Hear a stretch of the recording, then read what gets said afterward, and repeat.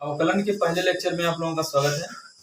और अवकलन समझने से पहले हम लोगों को समझना होगा कि हमारी राशियां कितनी प्रकार की होती हैं, फलन क्या होता है ना। तो सबसे पहले हम समझते हैं कि राशियां कितनी प्रकार की होती है। जब राशियां समझ में आ जाएंगी कितनी प्रकार की होती है, तो ये समझ जाएंगे कि फलन हमारा क्या होता है। जब फलन समझ में आ जाएगा तो हम लोग अवकलन समझ जाएंगे, क्योंकि ये एक दूसरे पे क्या है, आश्रित है। तो इसीलिए सबसे पहले समझते हैं राशियां क्या होती है। तो राशियां हमारी दो प्रकार की होती हैं, आप लोग जानते हैं। कौन कौन सी होती हैं? चर राशियां और अचर राशियां। चर राशियां कौन सी राशियां होती है? जिसका मान क्या होता है, परिवर्तनशील होता है। किसी भी गणना के दौरान जिस राशि का मान क्या होता है, बदलता रहता है, वो कौन सी राशियां होती हैं?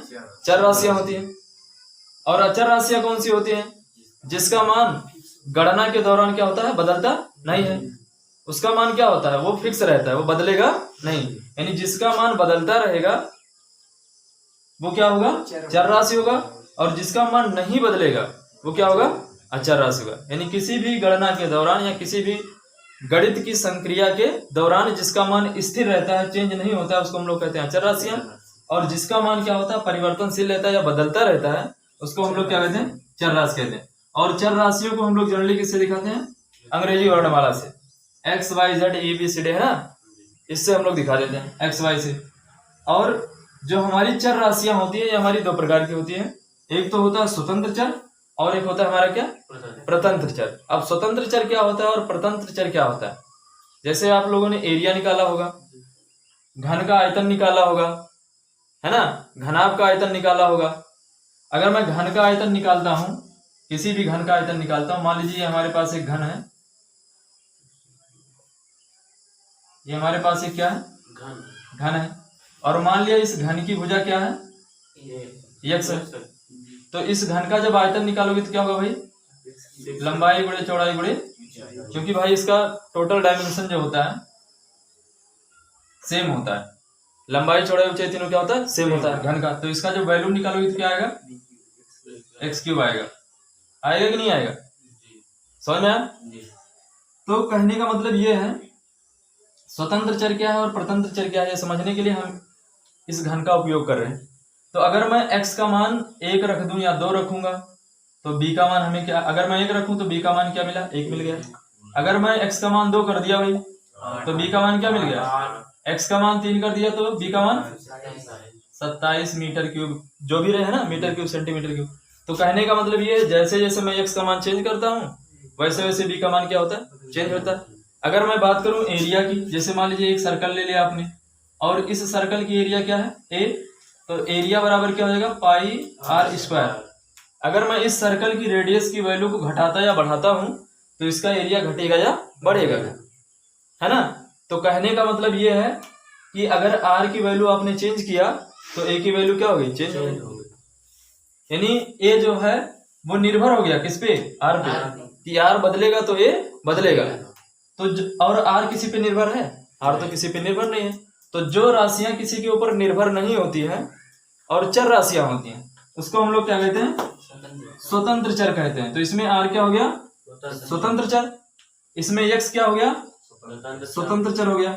और इसमें b क्या हो गया, परतंत्र चर, क्योंकि ये जो है ये वो इस पे निर्भर कर रहा है। जैसे इसकी वैल्यू चेंज हुई वैसे b की वैल्यू क्या हो गई, चेंज हो गई, समझ में आया? और इसमें देखो जैसे r की वैल्यू चेंज हो गई वैसे एरिया की वैल्यू चेंज हो गई, हुआ कि नहीं हुआ भाई, एरिया चेंज हो गया। तो स्वतंत्र चर और परतंत्र चर समझ में आया क्या होता है। यहीं से सारा हम लोग अवकलन स्टार्ट करेंगे, स्वतंत्र और परतंत्र चर के बीच से ही अवकलन स्टार्ट होता है, समझा ना। तो ये समझना जरूरी है। अब उसके बाद आते हैं हम लोग अचर राशियां। तो अचर राशियां समझ के क्या होता है। और अचर राशियां हमारी कितनी प्रकार की होती हैं, 2 प्रकार की होती है। एक को हम लोग कहते हैं निरपेक्ष या पूर्ण अचर और एक को कहते हैं स्वैच्छ अचर। स्वैच्छ अचर का मतलब होता है जिसको हम अपनी इच्छा के अनुसार गणना के दौरान कुछ भी मान लेते हैं कि ये हमारा एक कांस्टेंट है। जैसे हम लोग अगर इंटीग्रेशन करेंगे पढ़ेंगे तो मान लो एक्स का हमें इंटीग्रेशन करना है, तो एक्स का इंटीग्रेशन जब भी करते हैं तो इसमें एक अचर राशि जुड़ता है। तो मैं एक अचर राशि अगर जुड़ेगा, मान लो इसका इंटीग्रेशन कितना आ गया, x²/2, तो एक अचर राशि इसमें जुड़ेगा तो उसको हम अपनी तरफ से मान लिया भाई, इसमें मान लिया एक अचर राशि कौन सी जुड़ रही, सी जुड़ रहा है। तो जो अचर राशि हम अपनी इच्छा के अनुसार मान लेते हैं, है ना, उसी को क्या कहेंगे, स्वैच्छ चर। समझ गए ना। इसका मतलब हर एक प्रश्न में स्वयं चर जो होता है उसको हम अलग अलग मान सकते हैं। इंटीग्रेशन किया दूसरे पहले सवाल में अगर सी मान लिया तो दूसरे सवाल में बी भी मान सकते हैं। और निरपेक्ष का मतलब देखो, निरपेक्ष जिस राशि का मान प्रत्येक दशा में स्थिर रहे।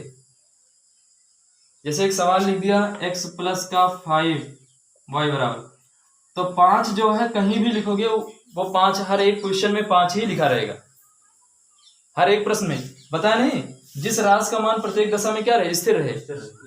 ऐसा नहीं कि इस सवाल में अगर 5 इस तरीके से लिखा गया तो दूसरे सवाल में 5 दूसरी तरीके से लिखा जाएगा, उसका मान भी इसी तरीके से लिखा जाएगा और दूसरे सवाल में भी यही 5 होगा। यानी 5 बदलने वाला नहीं है, चाहे उसको इस सवाल में यूज करो चाहे उसको उस क्वेश्चन में यूज करो, है ना।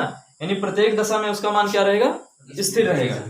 तो जिस राशि का मान प्रत्येक दशा में क्या रहे, स्थिर रहे, उसको हम लोग क्या कहते हैं, पूर्ण अचर कहते हैं। पूर्ण मतलब ये पूरी रूप से अचर है, इसको आप बदल नहीं सकते। और जो स्वैच्छिक अचर होता है, अगर मैं एक सवाल में उसको सी मान लिया तो एक सवाल में उसको बी भी मान सकते हैं। यानी प्रत्येक एक सवाल में तो स्थिर रहेगा लेकिन दूसरे सवाल में उसका मान क्या होगा, बदल जाएगा। तो लिखा जिस चर राशि का मान किसी दिए हुए प्रश्न में तो स्थिर है, यानी जो प्रश्न दिया हुआ उसमें तो स्थिर है, लेकिन जब अगर दूसरा प्रश्न ले लिया जाए तो उसमें उसका मान क्या हो जाए, बदल जाए। तो वही लिखा जिस चर राशि का मान किसी दिए हुए प्रश्न में तो स्थिर है किंतु भिन्न भिन्न प्रश्नों में उसका मान क्या हो जाए, भिन्न भिन्न हो जाए। अगर एक प्रश्न में कहीं उसको ए मान लिया है तो दूसरे प्रश्न में उसको हम क्या मान ले, बी मान ले, स्वैच्छिक चर। और तीसरे प्रश्न में उसको सी भी मान सकते हैं। जो कहने का मतलब ऐसा चर जिसको हम अपनी इच्छा से माने, वही हमारा क्या होता है, स्वैच्छिक चर होता है। अब बात करते हैं कि फलन क्या होता है, समझ में आया। अब फलन की परिभाषा हम लोग सीखेंगे कि फलन हमारा, देखिए आगे हम लोग पढ़ते हैं संबंध राशियां क्या है ना, संबंध राशियां क्या है। तो अभी मैंने आपको एक लिखा था एरिया का फार्मूला, ए बराबर क्या लिखा था, पाई आर स्क्वायर लिखा था कि नहीं लिखा था। तो पाई तो हमारा हो गया था क्या, कांस्टेंट हो गया था, इसका मान तो बदलेगा नहीं। अब मैं एक काम कर रहा हूं, मैं यहाँ पे एक छोटा सा ए और बी के ए और आर के बीच में संबंध निकालने के लिए एक छोटा सा बॉक्स बना लिया। तो इधर लिख दिया एरिया के लिए, इधर लिख दिया आर के लिए, है ना। अगर मैं एरिया का मान 1 रख दूं, ये कांस्टेंट वैल्यू है, मान लो ये इसको छोड़ दो आप, कांस्टेंट वैल्यू। अगर एरिया की वैल्यू रेडियस की वैल्यू 1 हो गई तो एरिया कितना आ जाएगा, 1। रेडियस हो गया 2 तो ये हो जाएगा यानी 1 पाई हो जाएगा, है ना। अगर रेडियस की वैल्यू कर दो क्या 2 तो 2 दूना 4 पाई। रेडियस की वैल्यू 3 कर दो तो 3 त्रिक का 9 पाई। समझ गए ना। इसका मतलब क्या है, इसका मतलब ये है कि रेडियस के बदलने पर एरिया का देखो मान क्या हो रहा है, बदल रहा है। इसका मतलब रेडियस और जो एरिया है वो एक दूसरे से क्या है, संबंधित है, रिलेटेड है ना। तो ऐसे संबंध को हम लोग क्या कहते हैं, संबंध राशियां। यानी संबंध राशि क्या, ऐसी दो राशियां जिनमें एक के बदलने पर दूसरी राशि भी बदल जाएगी। बदला कि नहीं बदला, ऐसी दो राशियां। देखो एक राशि तो ये हो गई और दूसरी राशि, इससे नहीं मतलब, ये तो भाई कांस्टेंट हो गया। तो एक राशि ये हो गई, दूसरी राशि ये हो गई। अब एक राशि के बदलने पर दूसरी वाली भी राशि बदल जा रही है, तो ऐसी राशियों को क्या कहते हैं, संबंध राशियां कहते हैं। समझ गया, संबंध राशियां। फिर से देख लो, ऐसी दो राशियां जिनमें एक के बदलने पर दूसरी राशि भी बदल जाती है, वह कौन सी राशियां कहलाती हैं, संबंध राशियां कहलाती है। क्लियर, समझ में आ गया ना। अब बात करते हैं फलन का कॉन्सेप्ट कैसे आया। फलन का कॉन्सेप्ट कैसे आया, तो फलन का कॉन्सेप्ट यहीं से आया। फलन का संबंध यही देखो, फलन का सिद्धांत जो है, फलन का जो सिद्धांत है वो इसी पे है, संबंध राशियों पे ही होता है। फलन का जो सिद्धांत है वो किस पर निर्भर होता है, संबंध राशियों पर। यानी देखो एरिया, रेडियस बदलने पर एरिया चेंज हो रहा है, तो एरिया जो है वो फलन हो गया किसका, रेडियस का। तो फलन का जो कॉन्सेप्ट आया वो आया किस पर, संबंध राशियों से। संबंध राशियों से ही क्या होता है, फलन का कॉन्सेप्ट आता है। देखो लिखा नहीं, फलन का सिद्धांत दो परस्पर संबंध राशियों पर आधारित है। आधारित है कि नहीं आधारित, ये दोनों राशियां एक दूसरे से क्या है, संबंध राशियां हैं। एक का मान बदलता है तो दूसरे का मान बदल जाता है। इसका मतलब रेडियस बदलने पर एरिया चेंज हो रहा है, तो एरिया जो हो गया वो किसका फंक्शन हो गया, आर का। समझ गए ना। रेडियस के बदलने पर अगर एरिया बदल रहा है, और देखिए इसमें ये जो तुम्हारा है वो क्या है, स्वतंत्र चर हो गया। क्योंकि भाई देखो आर को आप स्वेच्छा से मान लो 1 2 3 4 5, तो ये ऑटोमेटिक एरिया क्या हो रहा है, चेंज हो रहा है। यानी जैसे जैसे रेडियस की वैल्यू बदलेगी वैसे वैसे एरिया की वैल्यू बदल रहा है। यानी एरिया है निर्भर किस पर, आर पे। तो आर जो किसी पर निर्भर ना हो कौन सी राशि होती है, स्वतंत्र राशि।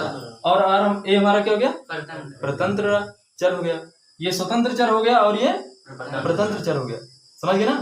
तो स्वतंत्र चर और प्रतंत्र चर एक दूसरे से क्या है यहाँ पे, संबंधित राशियां, समझ गए ना।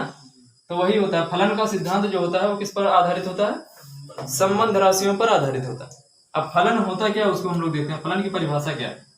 देखिए फलन दो चर राशियों कौन कौन सी, स्वतंत्र और प्रतंत्र, यही तो फलन में लिख दिया। देखो ए बराबर एफ आर, इसका मतलब एरिया जो है वो फलन है किसका, आर का। तो इसमें दो राशियां हो गई, आर हमारा क्या हो गया, स्वतंत्र चर, ए क्या हो गया। तो वही मैं बताने जा रहा हूं कि स्वतंत्र और प्रतंत्र चर में एक ऐसा संबंध जिससे कि स्वतंत्र चर का मान बदलने पर प्रतंत्र चर का मान क्या हो जाए, बदल जाए, वही हमारा क्या होता है, फलन होता है। वही तो डिफिनेशन लिखा। देखो दो चर राशियां कौन कौन सी, एक स्वतंत्र और प्रतंत्र। तो मैं यहाँ पे मान ले रहा हूँ स्वतंत्र चर जो हमारा वो है क्या है, यक्स है, और प्रतंत्र चर क्या है, वाई है। अगर मैं ऐसे लिख दूं y बराबर 5x + 2, यक्स का मान 1 रखूं, इधर लिख दिया x, इधर लिख दिया y, x का मान 1 तो y का मान 7, यक्स का मान 2, y का मान है ना 3 रख दिया, तो ये कितना हो जाएगा 15 2। तो यक्स का मान बदल रहा है तो y का मान ऑटोमेटिक चेंज हो रहा है, हो रहा है कि नहीं हो रहा है। तो x हमारा क्या हो गया, स्वतंत्र चर, और y हमारा क्या हो गया।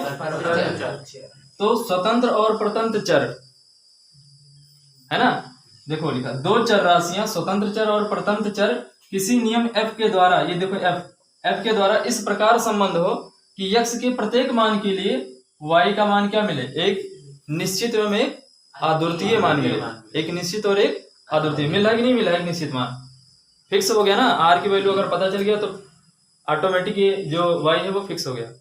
अगर x का मान पता चल गया तो y का मान ऑटोमेटिक पता चल गया। x का मान दूसरा अगर पता है तो y का मान दूसरा भी पता है। जब x का मान पता तो y का मान पता। तो वही चीज लिखा हुआ है, दो चर राशियां स्वतंत्र चर तथा प्रतंत्र चर किसी नियम f के द्वारा इस प्रकार संबंध हो कि x के प्रत्येक मान के लिए y का एक निश्चित एवं अद्वितीय मान प्राप्त हो। मिल रहा है कि नहीं मिल रहा है, x के प्रत्येक मान के लिए y का एक निश्चित मान मिल रहा है कि नहीं मिल रहा है। तो हम कहेंगे जो हमारा y है वो फलन है किसका, x का, उसे हम कहेंगे y हमारा क्या है, x का फलन है। और अगर y हमारा जो है x का फलन है तो इसको हम लिखेंगे कैसे, y = fx, यानी y is the function of x, इसको पढ़ते हैं, समझ में आ गया ना। और जो फलन होता है उसको कोई जरूरी नहीं है कि केवल fx से दिखाया जाए। अगर x का फलन है तो उसको हम phi x द्वारा भी दिखा सकते हैं, gx द्वारा भी दिखा सकते हैं। यानी अगर कोई फलन है x का फलन, जैसे मान लीजिए एरिया फलन था रेडियस का, तो उसको मैंने लिख दिया fr, इसका मतलब हो गया एरिया जो है फंक्शन है किसका, एरिया जो है फंक्शन किसका, रेडियस का है। तो इसीलिए मैंने उसको क्या लिख दिया, fr लिख दिया, है ना, fr लिख दिया। अगर यही मैं इसको ऐसे भी लिख दूं तब भी सही है, मैं इसको ऐसे भी लिख सकता हूं। यानी फलन को दिखाने का तरीका केवल fx नहीं होता, phi x द्वारा भी उसको दिखा सकते हैं, gx द्वारा भी दिखा सकते हैं, यानी उसके कई सारे नोटेशंस होते हैं। समझ में आया फलन क्या होता है। अब फलन के बाद पढ़ेंगे टाइप्स ऑफ फलन, वो कल पढ़ाएंगे, ठीक है ना, टाइप्स ऑफ फलन कल पढ़ेंगे।